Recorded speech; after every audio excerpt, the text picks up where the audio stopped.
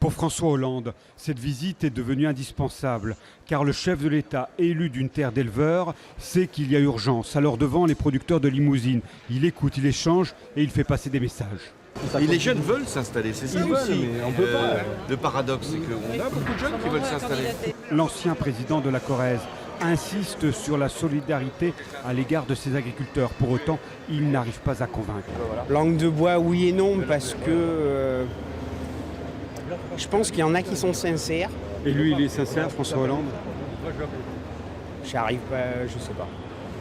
Quelques heures plus tôt, sur le grand ring, François Hollande, par sa présence, avait approuvé le dernier engagement des éleveurs, celui de nouvelles relations commerciales avec la grande distribution, espérant ainsi effacer les affrontements de l'an dernier.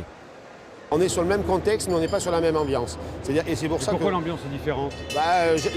j'espère qu'on n'est pas sur un peu une notion de, comment vous expliquer ça, d'abattement de la part des éleveurs et de l'agriculture en général. Abattement, c'est le mot. Dans les allées du salon, pas de colère, pas d'attente non plus. Et quand François Hollande échange avec les éleveurs de salaire, la question essentielle n'est même pas évoquée.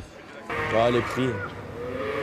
Tout le monde va y en parler aujourd'hui, alors bon, que ce soit nous ou un autre qui le fasse, ça revient au même, mais de toute façon, je pense qu'il le sait déjà, et puis maintenant, ils font n'importe quoi de tous les côtés, alors c'est pas le seul fautif non plus.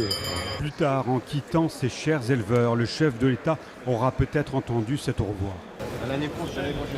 Mais au bout du compte, c'est comme si François Hollande n'était déjà plus leur président.